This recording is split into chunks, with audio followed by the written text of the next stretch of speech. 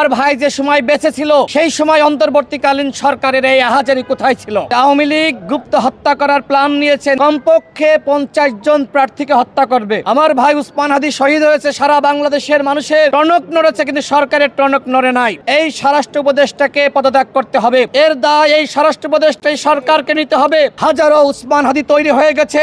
আমাদের ভাই উসমান হাদি তিনি শহীদ হয়েছেন।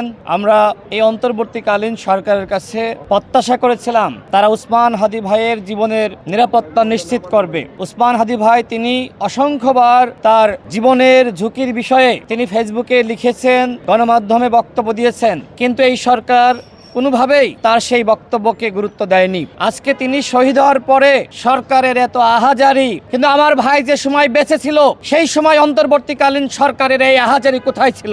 তখন কেন আমার ভাই উসমান হাদির নিরাপত্তা নিশ্চিত করে নাই? আজকে বাংলাদেশে দেখেন, সেই জীবিত উসমান হাদির থেকে শহীদ উসমান হাদি আরো বেশি শক্তিশালী। আজকে তার জানাজায় লাখো কোটি মানুষ যেভাবে জামায়াত হয়েছে এবং সবাই শপথ নিয়েছে বাংলাদেশ থেকে ভারতীয় আধিপত্যবাদের রাজনীতি বিতাড়িত করবে এবং আওয়ামী ফ্যাসিবাদের যে রাজনীতি, গুম খুন ক্রসফায়ার মানুষ হত্যা করার রাজনীতি, সেই রাজনীতিকে চিরতরে বাংলাদেশ থেকে মানুষ বিতাড়িত করবে। আমি এর আগে অসংখ্যবার বলেছিলাম যে আওয়ামী লীগ গুপ্ত হত্যা করার প্ল্যান নিয়েছে, নির্বাচন যত ঘনিয়ে আসবে আওয়ামী লীগের তাণ্ডব তত বাড়বে। এমনকি আমি একটি সংখ্যা উল্লেখ করে দিয়েছিলাম যে আওয়ামী লীগ কমপক্ষে 50 জন প্রার্থীকে হত্যা করবে। দেখেন, আপনারা প্রমাণ পাননি। আমরা বিভিন্ন সোর্স থেকে এই ধরনের তথ্য পেয়েছি যে আওয়ামী লীগ নির্বাচন যত ঘনিয়ে আসবে বিভিন্ন স্থাপনায় অগ্নিসংযোগের ঘটনা ঘটাবে, গুম করবে,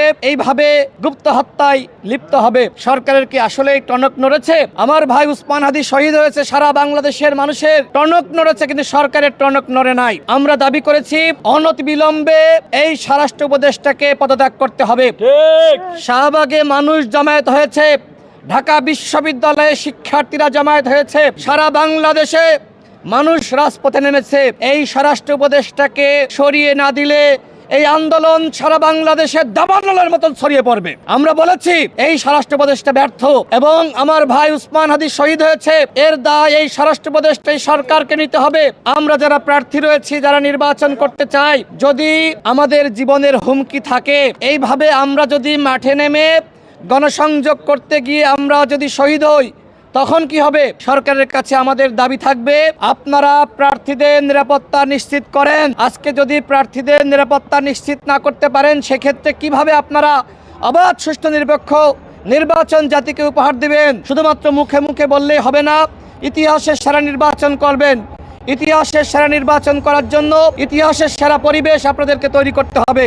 আমি সর্বশেষ বলতে চাই, আমার ভাই উসমান হাদির রক্তের শপথ, এই বাংলাদেশে আধিপত্যবাদ এবং ফ্যাসিবাদের কোনো রাজনীতি আর চলবে না। আমার ভাই শহীদ হয়েছে, হাজারো মানুষ আমরা শহীদ হওয়ার জন্য প্রস্তুত রয়েছি। উসমান হাদির যে চেতনা, এই আদর্শকে কোনোভাবে গুলি করে হত্যা করা যাবে না। বাংলাদেশে হাজারো উসমান হাদি তৈরি হয়ে গেছে, তারা এই রক্তের বদলা নেওয়ার শপথ নিয়েছে। উসমান হাদি মরে নাই, উসমান হাদি আমাদের হৃদয়ে বেঁচে থাকবে। আজকে তার কবরে আমি মোনাজেত করেছি, মাটি দিয়েছি।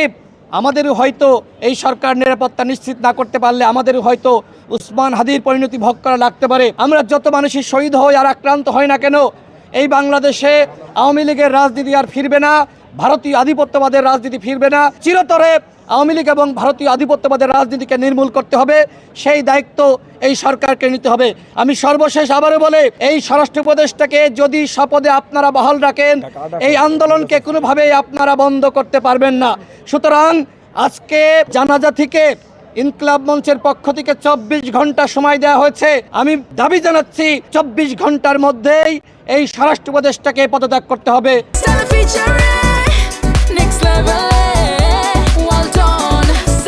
By side free